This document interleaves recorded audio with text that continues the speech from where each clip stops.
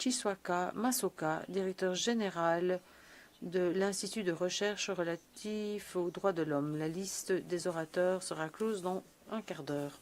J'ai l'honneur à présent de donner la parole à la haute commissaire adjointe pour son exposé. Merci. Merci, Madame la vice-présidente, Mesdames et Messieurs les délégués, Mesdames et Messieurs, Excellences. Le peuple de la RDC est coincé dans un réseau de crise, la prolifération de groupes armés, l'interférence étrangère, les tensions ethniques, une gouvernance fragile et une terrible compétition pour les ressources naturelles. Depuis la dernière mise à jour du haut-commissaire au mois de septembre, nous avons constaté une détérioration de la situation des droits de l'homme et de la situation sécuritaire dans l'est du Congo. Les civils sont attaqués par les groupes armés, notamment le M23, appuyé par le Rwanda, les ADF et le Codeco. Ce sont eux qui sont en première ligne lorsque des groupes et les forces armées congolaises se battent, appuyés par les milices Ouazalendo. D'octobre 2025 à février 2026, le Haut Commissariat a répertorié 2560 violations des droits de l'homme touchant 6760 victimes, la majorité d'entre elles dans les provinces du Nord Kivu, Sud Kivu, Ituri et Maniema. Le vrai nombre des victimes est probablement beaucoup plus élevé.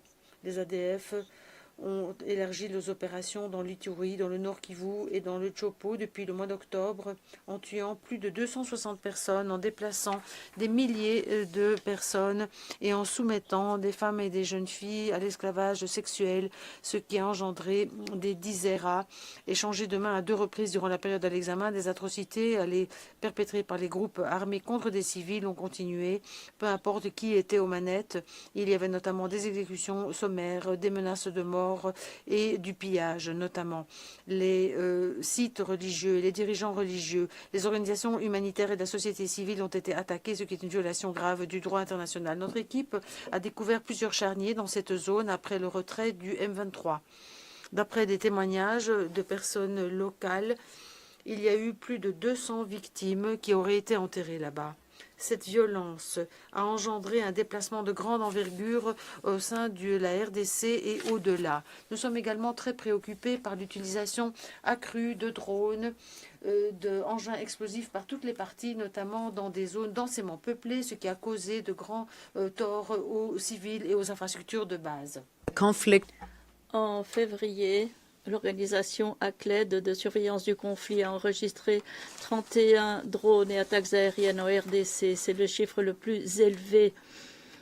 Malheureusement, il y a 2 semaines, une attaque de drone à Goma a tué une collègue d'UNICEF, Karine Buisset, avec au moins 2 autres personnes. Les autorités ont ouvert une enquête après ces attaques.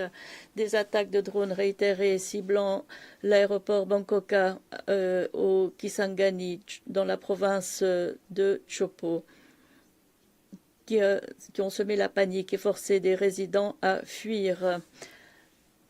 Madame la vice-présidente, au cours de ces 5 derniers mois seulement, le HCDH a documenté environ 600 exécutions sommaires qui ont enlevé la vie à plus de 1300 personnes. Environ 1500 personnes ont été enlevées durant la même période, tandis que 1200 personnes additionnelles ont été victimes de tortures, viols et autres traitements inhumains. L'emploi persistant de la violence sexuelle en tant qu'arme de guerre inflige des souffrances indicibles aux femmes et aux filles congolaises. Depuis octobre dernier, le Haut-Commissariat a identifié environ 450 victimes de violences sexuelles et sexistes, tandis qu'UNICEF continue de tirer la sonnette d'alarme devant l'escalade de la violence sexuelle ciblant les enfants. Une grande partie de ces blessures ne seront jamais pensées. Les communautés souffrent ainsi de manière indicible et ces blessures durant générations. Notre personnel en RDC offre aux victimes une assistance juridictionnelle et les oriente vers des services d'aide. Le 9 mars, nous avons lancé une campagne nationale de mobilisation contre l'esclavage sexuel et pour protéger les droits des victimes et les enfants nés d'un viol. Nous sommes particulièrement préoccupés de voir que, tandis que les groupes armés restent les principaux auteurs de ces sévices, en particulier le M23, Ouazalendo et l'ADF, les forces d'État sont responsables de plus d'un quart des violations des droits humains signalées et près d'un tiers des cas de violences sexuelles. Assurer la reddition des comptes pour toutes les violations et violences est essentiel pour juguler la violence. Or, les capacités nationales de collecte de preuves et de conservation de preuves restent extrêmement limitées et inégales. La RDC n'a que 3 médecins légistes pour une population de plus de 100 millions de personnes. Depuis septembre, le HCDH a fourni un soutien au ministère de l'Éducation supérieure avec des nouveaux programmes de formation légistes et facilité 3 missions d'enquête judiciaire conjointes et 5 tribunaux mobiles. Madame la vice-présidente, les discours de haine et des discours déshumanisants viennent jeter de l'huile sur le feu. Les tensions sont à la hausse. Au nord et sud Kivu, il y a eu une résurgence des discours de haine ciblant les Tutsis congolais qui sont accusés d'appuyer le M23 soutenu par le Rwanda. Nous avons documenté des discours xénophobes qui ciblent particulièrement les femmes Tutsis. Nous sommes également préoccupés par l'escalade des tensions en RDC de l'Ouest où la violence intercommunauté entre les communautés Teke et Yaka ont provoqué des destructions massives et déplacé plus de 146 000 personnes. En dépit des efforts de réconciliation sous les auspices des autorités, les hostilités continuent. La RDC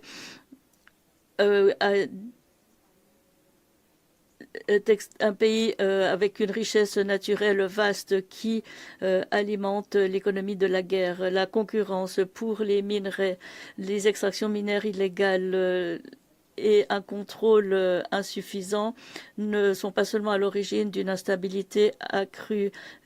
Elles diffusent en outre les maladies, polluent les terres et des racines des communautés.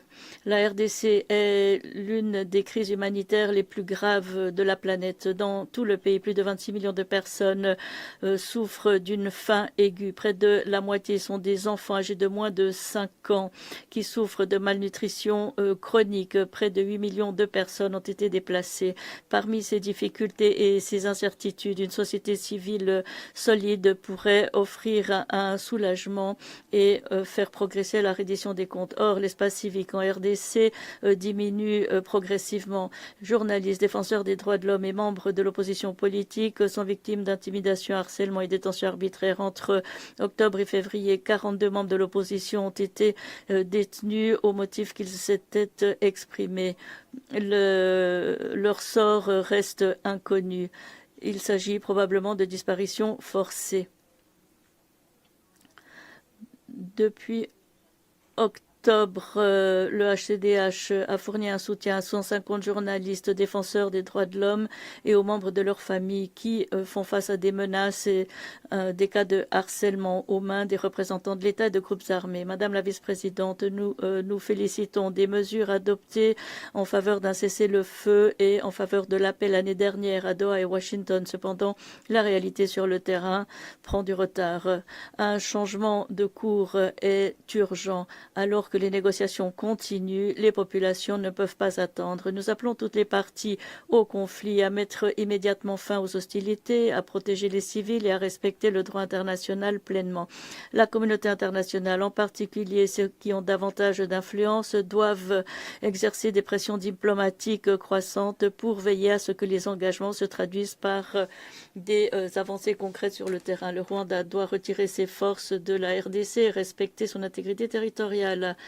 Le Rwanda doit également cesser de fournir son soutien au M23. Nous exhortons les autorités de la RDC à mettre fin à la répression des opposants politiques, des journalistes et des défenseurs des droits humains, à libérer toutes les personnes détenues arbitrairement et à veiller à ce que toutes ces personnes puissent exercer librement leurs droits en vertu des engagements internationaux en matière des droits de l'homme du pays. Une paix durable est impossible sans respect des droits de l'homme. Nous appelons toutes les parties concernées par le processus de paix à privilégier les voix et les droits des personnes concernées, en particulier le besoin de vérité, de justice et de réparation. Le Haut-Commissariat est disposé à appuyer ces efforts, y compris en proposant des mesures de confiance susceptibles de contribuer à protéger les civils et à asseoir la confiance. Cependant, pour honorer notre mandat, nous avons besoin d'un appui financier adéquat.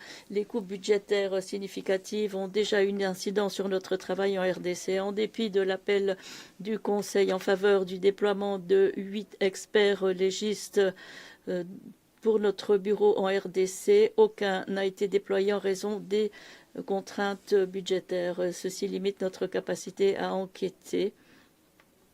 Nous avons besoin de mesures collectives audacieuses pour mettre fin à la crise qui étouffe la population du Congo, et ce depuis trop longtemps.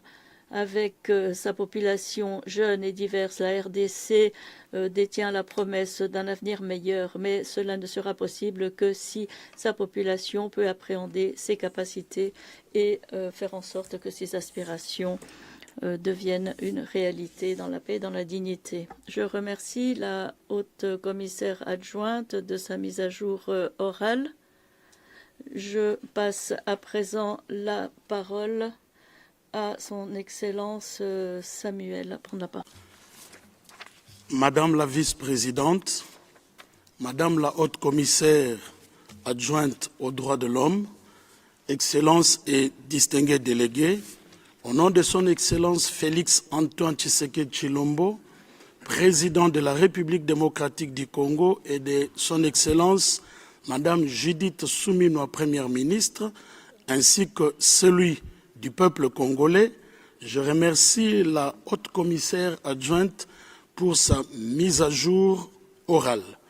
Madame la vice-présidente, la collaboration entre mon gouvernement et le Haut Commissariat dans le domaine de l'assistance technique qui fait l'objet de la présente session se poursuit particulièrement dans le développement de l'expertise médico-légale et sur la mise en œuvre de la justice transitionnelle. Le ministère de l'Enseignement supérieur et universitaire, avec l'appui du Bureau conjoint, travaille sur la professionnalisation de l'expertise médico-légale pour la création d'un cadre institutionnel propice à l'émergence des médecins légaux en RDC. Ainsi, mon pays prie-t-il le Haut Commissariat à faire de son mieux pour que la fin prochaine du mandat des experts, avec les contraintes financières, ne fragilise pas la pérennisation de ces acquis et la garantie de maintenir la transition de cette expertise vers nos institutions nationales. S'agissant de la justice transitionnelle, mon pays apporte une réponse institutionnelle coordonnée à travers plusieurs réformes majeures. À ce sujet, 2 projets de loi sont actuellement en examen au Parlement. L'un portant sur les principes fondamentaux relatifs à la justice transitionnelle institue une commission vérité et réconciliation, crée une cour pénale spéciale et rationalise un dispositif de garantie de non-répétition. L'autre modifie la loi organique du 11 avril 2013 en créant une chambre au sein de la Cour de cassation pour les justiciables jouissant des privilèges de juridiction. Ces textes consolident les efforts entamés pour le pilier réparation par la loi instituant la commission interinstitutionnelle d'aide aux victimes et d'appui aux réformes CIAVAR et le Fonds national de réparation des victimes FONAREV. Dans les secteurs des industries extractives, des mesures ont été prises pour garantir l'éradication du travail des enfants. Enfin, dans le cadre de l'amélioration des conditions de détention et de désengorgement des prisons, plusieurs mesures de libération conditionnelle ont été prises. Madame la vice-présidente, ces efforts importants ne sauraient occulter le drame que le Rwanda est en train d'organiser en République démocratique du Congo avec ses supplétifs de l'AFC M23. Il va sans dire qu'actuellement, des réunions de la soi-disant opposition se tiennent au Rwanda. Beaucoup de ceux qui vont à Goma, Bukavu, passent par le Rwanda et parfois des réunions sont tenues là-bas. Et c'est dans ce sens que quand il y a des interpellations, d'abord, la procédure judiciaire classique est respectée, mais en même temps, il faut reconnaître que ce qui se passe à Kinshasa actuellement est un complot qui, parce que pendant des années, on n'a pas réussi à déstabiliser la République démocratique du Congo dans son ensemble, actuellement, c'est le gouvernement, c'est le président de la République qui est visé par des complots qui partent du Rwanda. C'est dans ce sens qu'il y a parfois des interpellations et rassurez-vous que la procédure judiciaire classique est respectée et les gens sont relaxés s'il le faut. Alors, s'agissant maintenant de ce que le Rwanda fait jusqu'aujourd'hui, en ignorant la résolution S-37 qui lui demandait de quitter le territoire de la République démocratique du Congo, c'est que dernièrement, le gouvernement a publié un rapport consolidé sur base des éléments venant même du bureau conjoint qui montre qu'en 12 mois d'occupation de Goma, Bukavu et les environs, le Rwanda et ses supplétifs ont fait 17 015 cas d'atteinte à la vie et à l'intégrité physique, dont 15 769 atteintes à la vie, 829 cas d'enlèvement et les chiffres effroyables de viols d'une femme chaque 4 minutes.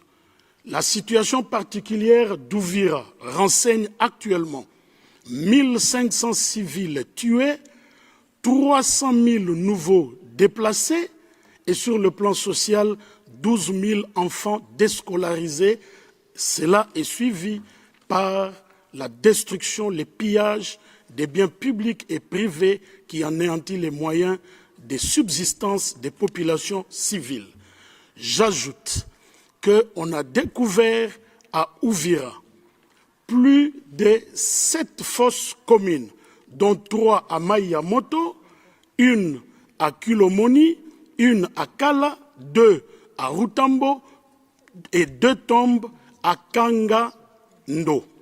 Madame la vice-présidente, pour clore mon propos, j'en appelle à la conscience de chacun sur l'idéal de la paix et de la justice, socle de notre système international. L'opérationnalisation de la commission d'enquête sur la situation des droits de l'homme en République démocratique du Congo, instituée par votre Conseil, s'avère plus que primordiale pour établir les faits et les responsabilités. La lenteur observée dans la mise en œuvre de cette commission est une grande préoccupation pour notre pays, la société civile et surtout les victimes lorsqu'on sait que dans 2 mois, soit en juin prochain, la dite commission doit présenter sa mise à jour orale devant votre Conseil. Les victimes, le peuple congolais tout entier attendent du Haut-Commissariat qu'il alloue le moyen nécessaire pour permettre à cette commission de démarrer sa mission sur terrain. Je vous remercie. Je remercie Son Excellence, Monsieur le Ministre. La liste des orateurs est maintenant fermée. Et next, I give the floor to... Je passe à présent la parole à Monsieur Bruno Le Marquis. Madame la vice-présidente, Madame la haute commissaire adjointe, Madame la ministre d'État, ministre des Affaires sociales, Action humanitaire et Solidarité nationale, Monsieur le ministre des Droits humains, Mesdames et Messieurs les délégués, au nom de la mission de l'Organisation des Nations Unies pour la stabilisation en République démocratique du Congo, la MONUSCO, et au nom du système des Nations Unies en République démocratique du Congo, je vous remercie pour l'attention constante que le Conseil accorde à la situation des droits humains en République démocratique du Congo. Votre engagement soutenu demeure un pilier essentiel de la protection des populations congolaises et du soutien aux institutions nationales. Je souligne, pour commencer, le rôle central que joue le Bureau conjoint des Nations Unies pour les droits de l'homme, le BCNUDH, au sein de l'équipe pays des Nations Unies, ainsi que son excellente collaboration avec la MONUSCO. Collaboration fondée sur un engagement partagé pour la promotion et la protection des droits humains. Je salue également les efforts inlassables des autorités de la RDC et de l'excellente qualité des relations qu'elles entretiennent avec les Nations Unies dans le domaine des droits de l'homme. Cette collaboration favorise notamment les avancées concrètes dans la lutte contre l'impunité pour les cas de violences sexuelles au sein de l'armée, de la police, mais également lorsque les Wazalendo sont reconnus coupables d'abus des droits humains. La collaboration s'étend également à l'inclusion du handicap, la justice transitionnelle et la protection des droits des enfants, entre autres. Je tiens aussi à saluer la détermination du gouvernement de la RDC à répondre aux besoins critiques des victimes de violences sexuelles liées au conflit et des crimes contre l'humanité, à travers des mesures de réparation qui replacent les détenteurs de droits au centre de l'action étatique. Nous réitérons notre plein engagement à soutenir ces efforts pour garantir une réparation juste, de qualité et durable à toutes les victimes. Comme ça a déjà été mentionné, la situation des droits humains en RDC se dégrade gravement, en particulier dans les provinces du Nord Kivu, du Sud Kivu et de l'Ituri, mais aussi au-delà, notamment à l'ouest, dans le Grand Bandundu, avec la persistance des exactions commises par la milice Mobondo, et également au Katanga avec la réapparition de la milice Bataka Katanga. Depuis le dernier échange devant ce Conseil, le Bureau conjoint des Nations Unies aux droits de l'homme a documenté plus de 3100 violations et abus, soit une hausse de 24% par rapport à 2024. Plus de 8300 victimes ont également été recensées, dont plus de 1600 exécutées sommairement. Les offensives de l'Alliance Fleuve Congo / Mouvement M23, appuyées par les forces de défense rwandaises, demeurent l'une des principales causes de cette détérioration. La persistance du contrôle de nombreux territoires au Nord Kivu et au Sud Kivu par l'AFC M23, la poursuite des affrontements, l'usage de drones et d'armes lourdes dans des zones densément peuplées par toutes les parties au conflit, continuent d'avoir des conséquences dramatiques sur les civils. Cette situation entraîne des déplacements massifs et des atteintes graves à l'intégrité physique et à la vie humaine, comme l'atteste la récente attaque de drone à Goma qui a causé la mort de 3 personnes, dont notre collègue d'UNICEF, Karine Buisset. Les attaques récurrentes des groupes armés, d'autres groupes armés, les ADF, Codeco, CRP, Mai Mai, FDLR et Nyatura notamment, continuent également de causer des pertes civiles importantes et de compromettre la sécurité dans l'est du pays. Depuis septembre dernier, les ADF ont causé la mort d'au moins 500 civils en Ituri et au Nord Kivu. La découverte de fosses communes dans la ville d'Ouvira en février est évocatrice de la gravité de la situation dans les zones en proie au conflit et à la nécessité d'une prise en compte essentielle des droits humains comme mesure de confiance dans tous les processus de paix en RDC. Nous sommes horrifiés par la recrudescence des violences sexuelles liées au conflit, y compris l'esclavage sexuel et la préoccupante situation des enfants nés de viol. Selon une analyse croisée des bases de données nationales sur les violences basées sur le genre, les VBG, en 2025, au moins 201 000 survivantes et survivants de différentes formes de VBG ont dû être pris en charge à travers le pays. Un chiffre vertigineux traduisant une hausse de 67,5% par rapport à l'année précédente. Paradoxalement, dans une situation de réduction de l'assistance et de diminution des capacités des acteurs d'offres de services VBG. Derrière ces statistiques, comme on le sait, se cachent des vies brisées, des corps meurtris et une dignité bafouée. La crise humanitaire, qui est essentiellement une crise de déplacement et une crise de protection en RDC, demeure parmi les plus sévères, les plus prolongées, les plus complexes, les plus négligées au monde. Au 31 janvier, le pays comptait 6,5 millions de personnes déplacées internes, ainsi que 4,2 millions de personnes retournées, alors que les ressources humanitaires disponibles restent très insuffisantes et ont dramatiquement baissé récemment pour répondre aux besoins croissants des populations affectées. Au moins 13 travailleurs humanitaires ont été tués depuis janvier 2025 dans un contexte de violence croissante. La MONUSCO et le système des Nations Unies dans son ensemble sont également alarmés par le rétrécissement de l'espace civique et politique. Les défenseurs des droits humains, des leaders de l'opposition politique, des journalistes et des acteurs de la société civile font l'objet d'intimidations, de détentions arbitraires, de persécutions et de représailles, y compris dans les zones sous contrôle M23-AFC, comme l'ont reconnu les rapporteurs spéciaux sur la torture et le groupe de travail sur les discriminations à l'égard des femmes dans leur communiqué de presse du 26 février 2026. La MONUSCO poursuit ses efforts de protection des civils, y compris dans ses bases, d'appui aux défenseurs des droits humains et de promotion de la cohésion sociale. Cependant, la crise financière affectant l'Organisation des Nations Unies a considérablement réduit les capacités du Bureau conjoint des Nations Unies pour les droits de l'homme, aussi bien du côté Haut Commissariat, comme l'avait déjà rapporté le Haut Commissaire devant ce Conseil l'an dernier, mais aussi au niveau de la MONUSCO, puisque c'est un bureau conjoint, la MONUSCO ayant fait face à une réduction drastique de son personnel en fin d'année. Cette double contraction s'est traduite par la perte de 37% de l'effectif du BCNUDH, limitant les déploiements sur le terrain, l'assistance technique, le soutien aux enquêtes judiciaires, l'appui médico-légal, l'assistance et la protection des acteurs de la société civile, des victimes et des témoins des violations graves des droits de l'homme. La crise financière affecte aussi l'opérationnalisation de la Commission internationale d'enquête.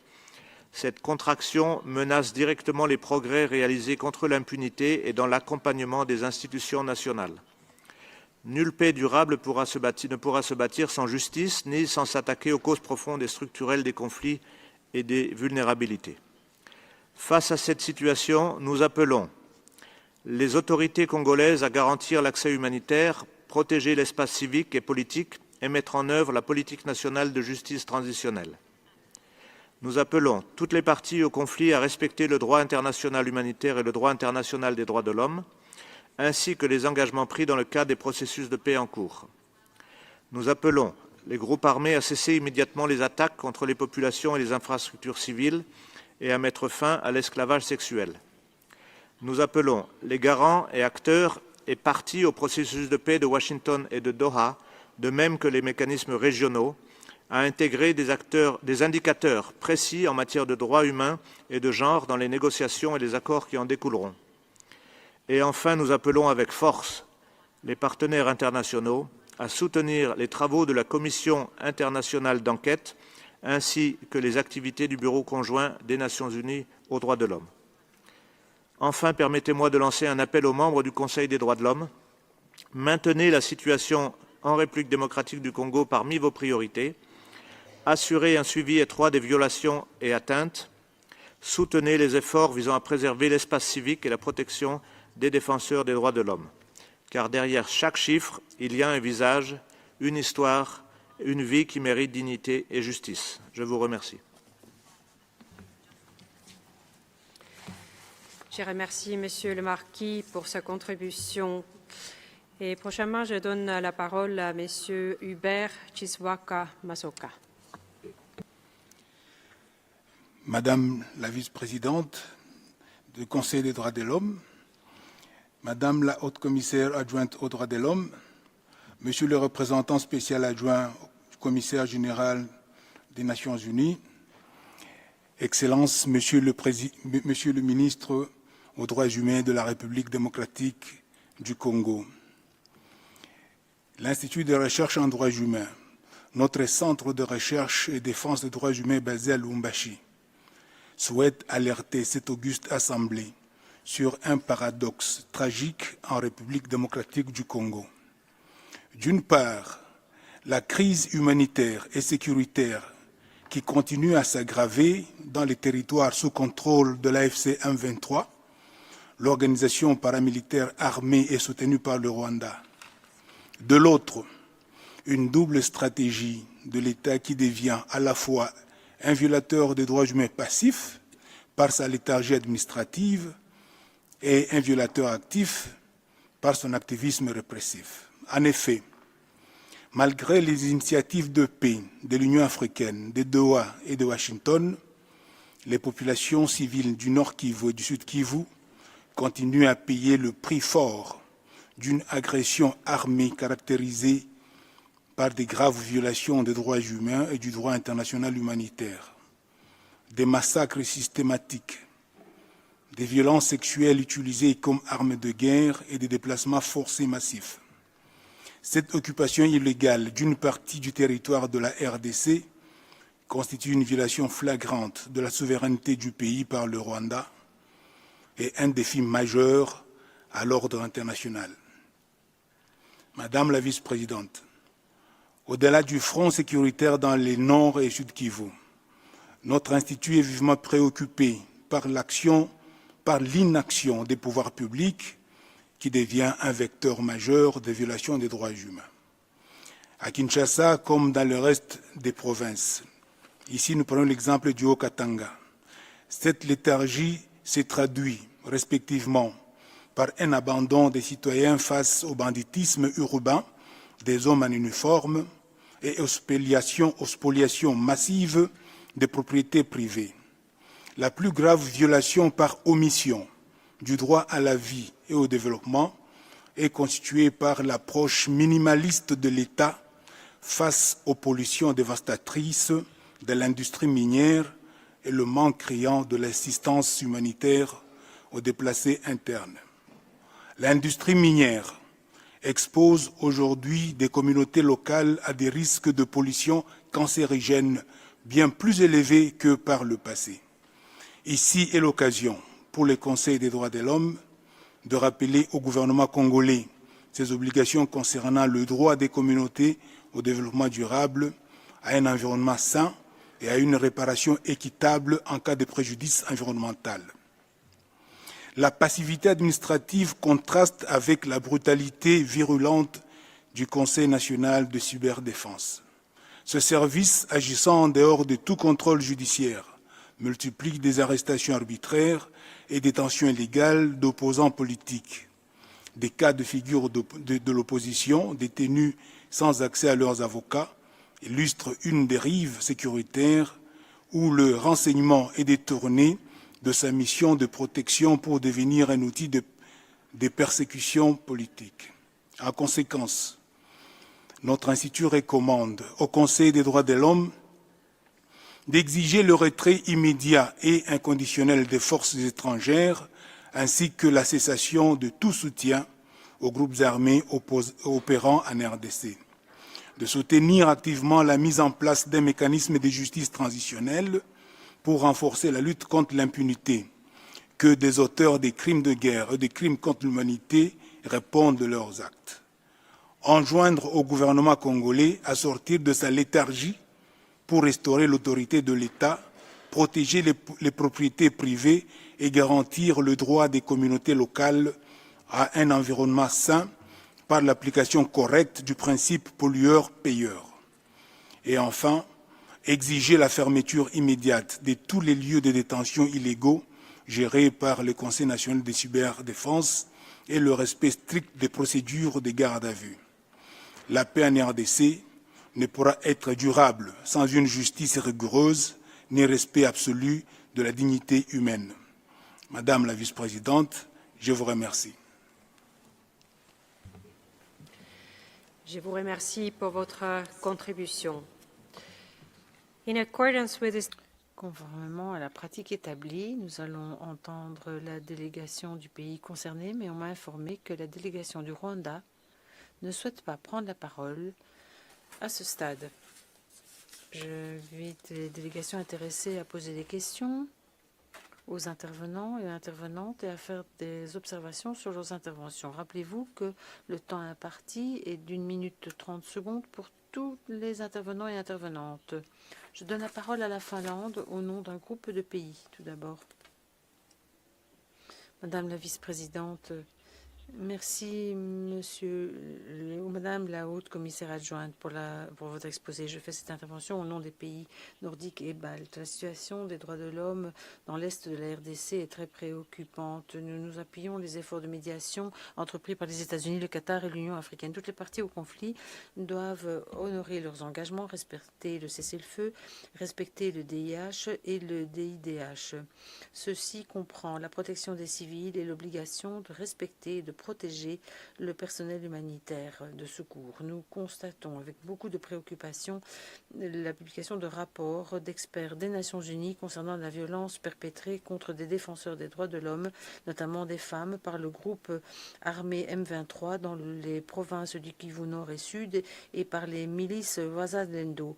La reddition des comptes et l'état de droit doivent prévaloir. Nous suivons de près l'évolution de la situation lors du procès en appel des meurtriers des experts des Nations Unies Zaida Catalan et Michel Sharp au Kasaï en 2017 et notamment l'enquête portant sur la disparition de leurs 4 amis et compagnons congolais. Un procès dans de bonnes conditions est tout à fait essentiel pour demander des comptes aux responsables. Madame la haute commissaire adjointe, quelles sont les mesures que l'on pourrait prendre pour faire en sorte que les défenseurs des droits de l'homme puissent mener leur travail de façon sûre et sans crainte dans l'Est de la RDC? Merci. Merci beaucoup. Je donne la parole à présent à l'Union européenne. L'Union européenne est profondément préoccupée par la violation continue et récente du cessez-le-feu dans l'Est de la RDC. L'Union européenne appelle à la désescalade et exhorte toutes les parties à respecter les engagements pris. La violence persistante a entraîné une grave crise des droits de l'homme, ainsi qu'une aggravation de la situation humanitaire. L'Union européenne condamne les violations et les atteintes aux droits de l'homme commises dans l'Est de la RDC par tous les partis au conflit. Nous sommes horrifiés par les exécutions extrajudiciaires, sommaires ou arbitraires, les violences sexuelles et fondées sur les genres, ainsi que par le recrutement et l'utilisation d'enfants soldats. Tous les auteurs de violations et d'abus des droits de l'homme, ainsi que de violations du droit international humanitaire, devront rendre des comptes. L'Union européenne déplore la décision de la RDC de lever les moratoires sur l'exécution de la peine de mort et les condamnations à mort prononcées depuis, et demeure préoccupée par le rétrécissement de l'espace civique. La dégradation continue de la situation des droits de l'homme souligne l'urgence de doter la commission d'enquête indépendante de ressources adéquates afin de contribuer efficacement à la lutte contre l'impunité. Madame la commissaire adjointe, quelles sont les étapes nécessaires pour opérationnaliser rapidement la commission d'enquête? Je vous remercie. Merci. Merci beaucoup. Ensuite, je donne la parole au Rwanda. Madame la vice-présidente, la République démocratique du Congo doit prendre la responsabilité pour les violations des droits de l'homme sur son territoire, notamment les attaques par drone et des frappes à longue portée à Maïsisi, Walikale, Rutshuru, Lubero, Kalehe, Mwenga, Galenke, Kalingi, Minembwe et l'attaque le 11 mars à Goma qui a tué des civils, notamment la française qui travaille à l'UNICEF, Karine Buisset, qui a impliqué les forces congolaises et leurs milices amis Wazalendo. Cela a été confirmé par le parlementaire congolais Willy Michiki. Le Bureau de coordination des droits de l'homme des Nations Unies a confirmé que le gouvernement de la RDC représente environ 30% des abus dont il a été fait rapport. Les FDLR, appuyés par la RDC, c'est un groupe génocidaire, aux yeux de l'ONU, représente une menace existentielle pour le Rwanda. Les préoccupations sécuritaires du Rwanda exigent un examen approfondi. Plus de 260 groupes armés opèrent sur le territoire, notamment à Mabondo, près de Kinshasa, et utilisent des mercenaires étrangers. Avec des abus qui ont été perpétrés. Choisir de considérer le Rwanda comme un bouc émissaire est contre-productif. Les vrais responsables doivent rendre des comptes. Il ne faut pas que ce point soit exploité pour des gains politiques. Merci. Et s'attaquer plutôt aux causes premières. Merci beaucoup. Je donne la parole à l'Angola.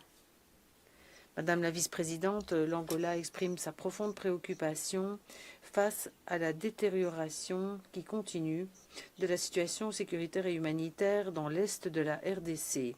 Nous condamnons Les attaques persistantes contre les civils, notamment contre les femmes et les enfants, le fait de cibler le personnel humanitaire et l'infrastructure humanitaire, l'ampleur du déplacement et des souffrances humaines soulignent qu'il est urgent d'avoir une riposte internationale durable et coordonnée. L'Angola félicite le Haut Commissariat pour son aide sur le terrain, notamment pour appuyer la protection des civils, le renforcement des capacités nationales et la promotion de la reddition des comptes. L'Angola réitère son appui en faveur de la souveraineté, de l'indépendance et de l'intégrité territoriale de la RDC et souligne qu'une paix pérenne ne peut devenir réalité que grâce au dialogue, à la coopération régionale et le respect du droit international. Nous nous félicitons des efforts en cours au titre des processus de Luanda, Nairobi et Washington et le cadre de Doha. Nous demandons à toutes les parties de pleinement mettre en œuvre leurs engagements, notamment une cessation immédiate des hostilités. L'Angola est prêt à continuer d'œuvrer avec les partenaires régionaux et internationaux pour appuyer la paix, la stabilité et le développement en RDC. Merci beaucoup. Madame la vice-présidente, merci beaucoup. Je donne la parole à présent au Burundi.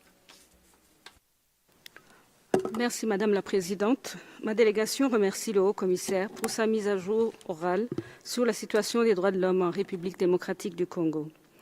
Le Burundi reste extrêmement préoccupé par la situation humanitaire ainsi que les violations des droits de l'homme que subissent constamment les populations des provinces du Nord Kivu et du Sud Kivu, sérieusement affectées par les offensives militaires menées par le groupe de rébellion armée Alliance Fleuve Congo, mouvement du 23 mars, avec l'appui logistique et militaire du Rwanda. À cet égard, ma délégation interpelle encore une fois la communauté internationale de prendre toutes les mesures qu'exige le respect des initiatives de paix de Doha et de Washington, de manière à éviter le risque réel d'embrasement de l'insécurité dans toute la région des Grands Lacs. Aussi, le Burundi réitère son plein soutien au peuple frère de la République démocratique du Congo et appelle la communauté internationale à renforcer son engagement humanitaire et technique afin qu'une réponse effective soit apportée pour combler les besoins urgents des populations profondément accablées et meurtries depuis plus de 3 décennies. Pour conclure, ma délégation rappelle l'urgence de l'opérationnalisation de la commission d'enquête indépendante telle que prévoit la résolution S37. Je vous remercie. Merci beaucoup. Je donne la parole à la Belgique à présent. Madame la vice-présidente, les violences dans l'est de la RDC continuent d'aggraver une situation humanitaire déjà critique et une crise profonde des droits humains. Alors que nous saluons la déclaration signée par le Rwanda et la RDC le 18 mars à Washington, les violations du cessez-le-feu se poursuivent. Les attaques indiscriminées dans les zones densément peuplées font de nombreuses victimes civiles, y compris parmi le personnel humanitaire. La Belgique condamne fermement ces violences aveugles d'où qu'elles viennent. Nous appelons tous les belligérants à la désescalade et au respect des engagements pris, y compris le retrait des troupes rwandaises et la neutralisation des FDLR. Nous réitérons notre appel à toutes les parties à faire cesser immédiatement toute violation des droits humains et à protéger les civils conformément à leurs obligations selon le DIH. La Belgique reste alarmée par les violences sexuelles et basées sur le genre, le recrutement forcé, y compris d'enfants, ainsi que les attaques contre les défenseurs des droits humains commises par le M23 AFC. Elles doivent cesser, tout comme les violations commises par les autres parties. Nous sommes aussi très préoccupés par les rapports faisant état d'actions répressives du Centre national de cyberdéfense. Le chemin vers une paix durable passe par la reddition des comptes. L'opérationnalisation rapide de la commission d'enquête constituerait un instrument essentiel à cet égard. Nous exhortons toutes les parties à coopérer pleinement avec les enquêteurs. Je vous remercie, Madame la vice-présidente. Merci beaucoup. Je donne la parole maintenant au Maroc. Ma délégation remercie Madame la haute commissaire adjointe pour la présentation de son rapport. Le Royaume du Maroc réitère son attachement à la souveraineté nationale et à l'intégrité territoriale de la République démocratique du Congo. Il exprime également sa pleine solidarité avec la République démocratique du Congo dans ses efforts pour restaurer la paix et la stabilité à l'est du pays. Ma délégation condamne la récente escalade de la violence, des agissements du groupe armé M23, qui menace la sécurité et la stabilité de la région dans son ensemble et qui rend possible de nouvelles violations des droits de l'homme. Le Maroc salue les efforts de médiation en cours pour apaiser le conflit, ainsi que les mesures prises pour assurer la pérennité du cessez-le-feu. Le Maroc attache la plus grande importance à la protection des civils ainsi qu'à l'accès humanitaire sans entrave dans l'est du pays.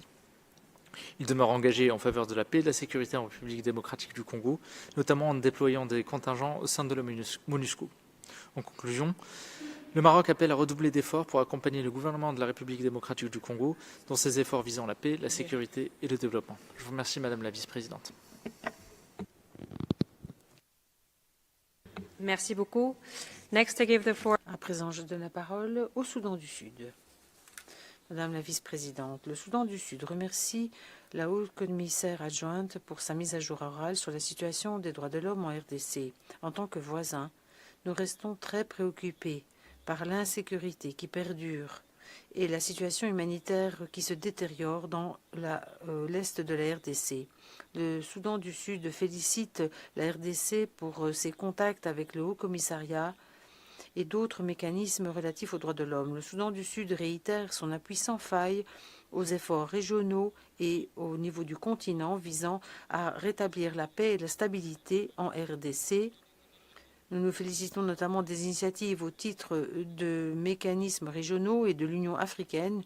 Nous encourageons une coopération accrue entre les pays voisins pour s'attaquer aux causes premières du conflit et promouvoir une paix durable. Nous soulignons la nécessité d'un appui humanitaire renforcé aux populations touchées et nous demandons au Haut-Commissariat et à la communauté internationale de renforcer l'assistance technique et le renforcement des capacités afin de renforcer les institutions nationales relatives aux droits de l'homme de la RDC et son cadre juridique, et aussi pour pouvoir relever des défis redoutables. Merci, Madame la vice-présidente. Merci beaucoup.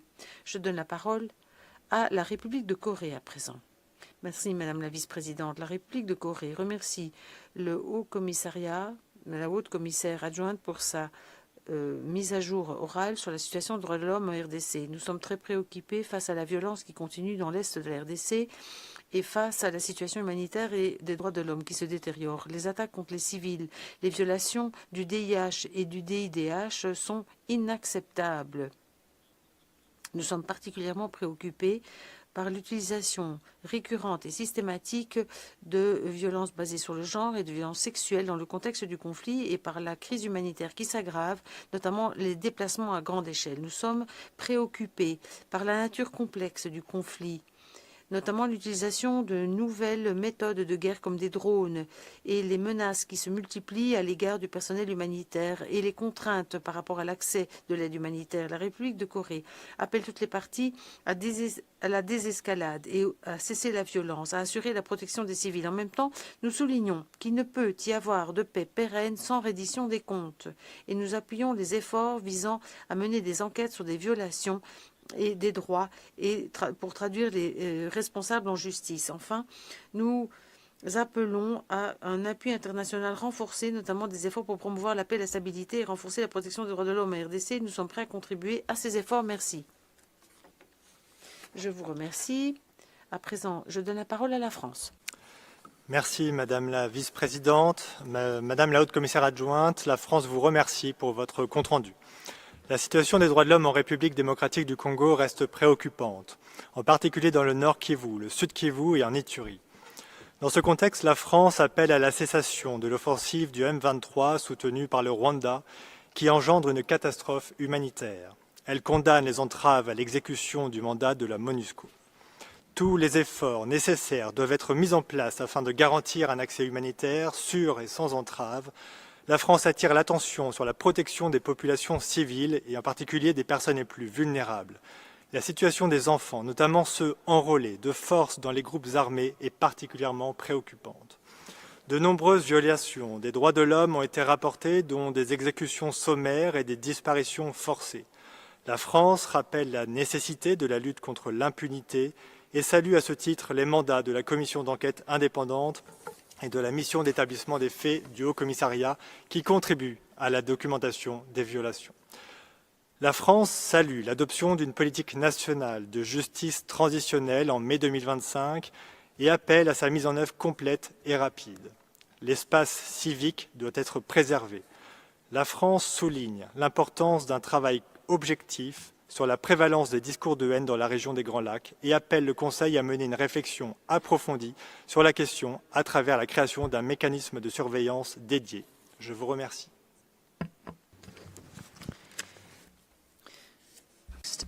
Je donne la parole à l'Uruguay à présent. Madame la vice-présidente, l'Uruguay voit avec beaucoup de préoccupation la détérioration de la situation des droits de l'homme et de la situation humanitaire que traverse la RDC.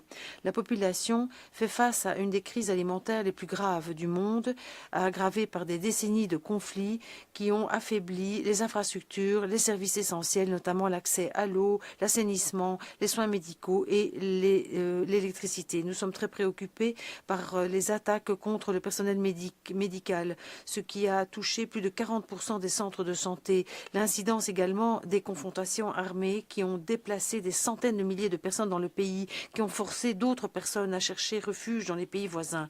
Nous condamnons de façon robuste la violence sexuelle, le recrutement forcé, notamment le recrutement d'enfants par des groupes armés. Nous lançons un appel urgent à toutes les parties. Il faut qu'elles honorent leurs obligations au titre du droit international humanitaire et du DIDH. Il faut garantir l'accès pour les victimes de violences sexuelles à des soins spécialisés. Nous exhortons les parties au conflit à pleinement respecter l'action humanitaire en facilitant un accès sûr, rapide, sans entrave et en garantissant la protection du personnel humanitaire dans toute la région.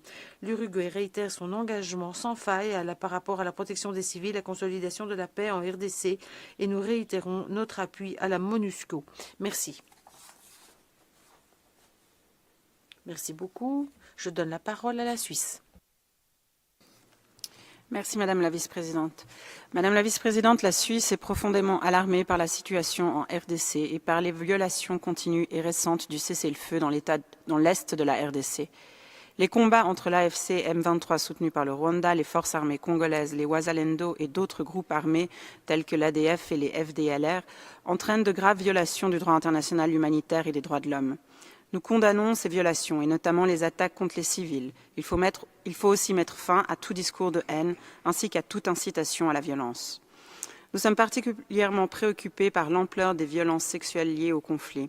Nous condamnons fermement ces actes ainsi que la violence extrême et les abus des droits de l'homme tels que des tentatives de meurtre, menaces de mort ou cas de torture commis par le M23 contre les défenseurs des droits de l'homme au nord Kivu et au sud Kivu. Ceux qui dénoncent les abus et la violence sont délibérément ciblés, ce qui est non seulement contraire au droit, mais aussi moralement inacceptable.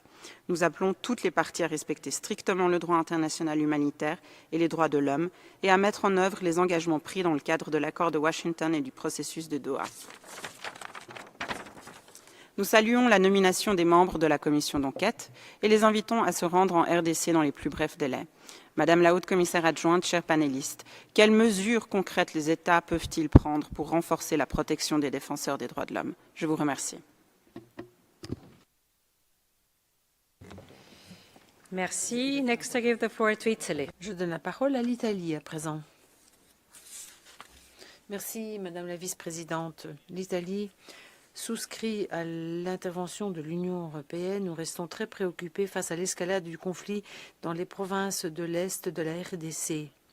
Nous sommes très préoccupés entre la RDC, le Rwanda et le cadre de Doha. Cependant, la situation sécuritaire au nord Kivu et au sud Kivu reste très instable. L'Italie réitère son engagement par rapport à la promotion de la justice et de la paix, notamment en appuyant des initiatives de médiation et des processus de paix qui encouragent la recherche de solutions durables et assurent la reddition des comptes pour ceux qui sont responsables de violations des droits de l'homme. Mesdames et messieurs les intervenants, que pouvons-nous faire pour renforcer la reddition des comptes et l'appui aux victimes dans les cas de violences basées sur le genre contre les femmes et les filles, notamment dans les provinces touchées par les conflits? Merci beaucoup.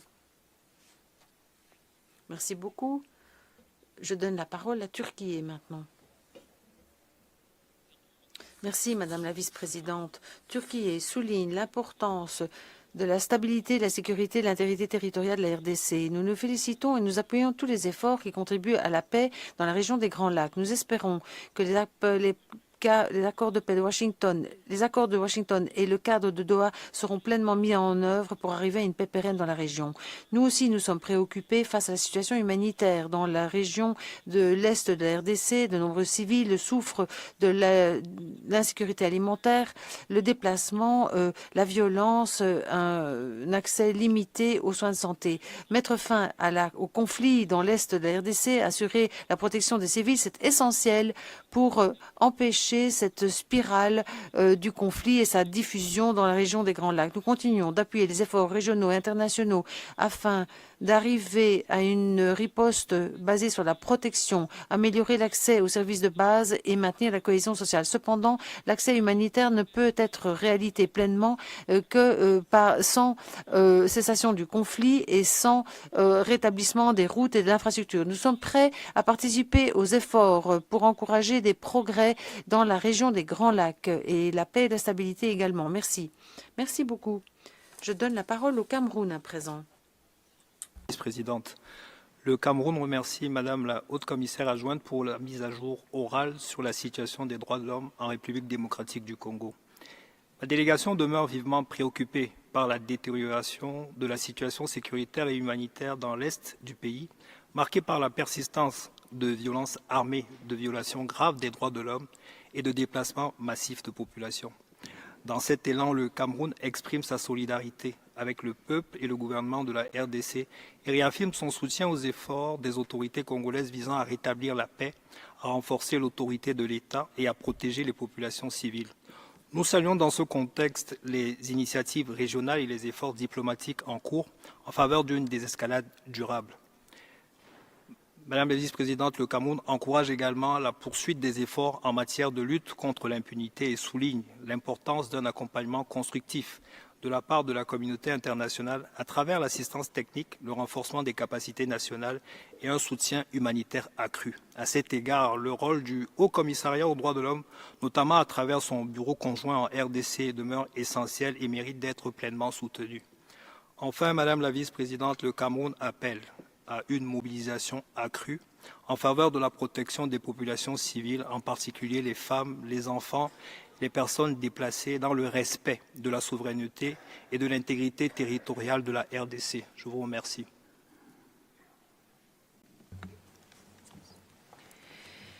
Merci beaucoup.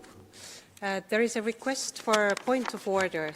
Motion d'ordre. Le Rwanda, vous avez la parole.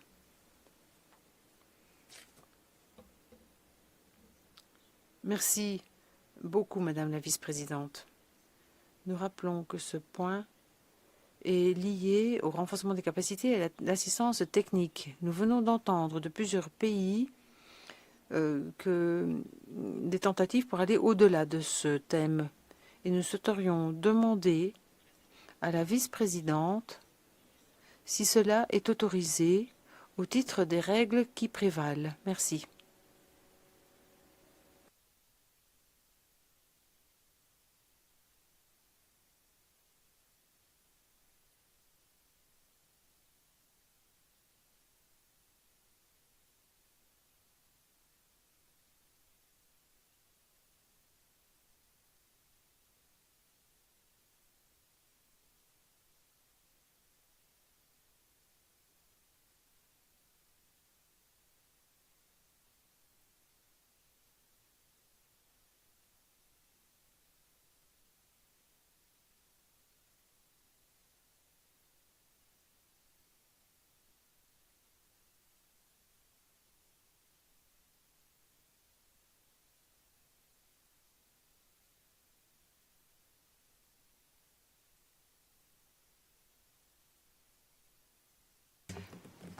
So yes, human rights. Oui, la situation des droits de l'homme ne se produit pas dans le vide. Il est très important d'examiner les droits de l'homme dans un contexte approprié. En même temps, tous les intervenants se voient priés de s'en tenir au point examiné à l'ordre du jour. Je vais, avec ceci à l'esprit, donner la parole à l'intervenant suivant, c'est-à-dire la délégation du Royaume-Uni. Merci, Madame la vice-présidente. Le Royaume-Uni remercie la haute commissaire adjointe pour sa mise à jour sur la situation des droits de l'homme en RDC. notamment les difficultés et les préoccupations qu'elle a abordées. Nous exhortons le gouvernement de la RDC d'en tenir compte. Nous restons très préoccupés par la situation dans l'est de la RDC, où la situation sécuritaire et des droits de l'homme continue de se détériorer, mue par les progrès du M23 avec l'appui du Rwanda. Des conflits armés qui s'intensifient ont déplacé des millions de personnes. Il y a eu de nombreuses violations des droits de l'homme par toutes les parties au conflit.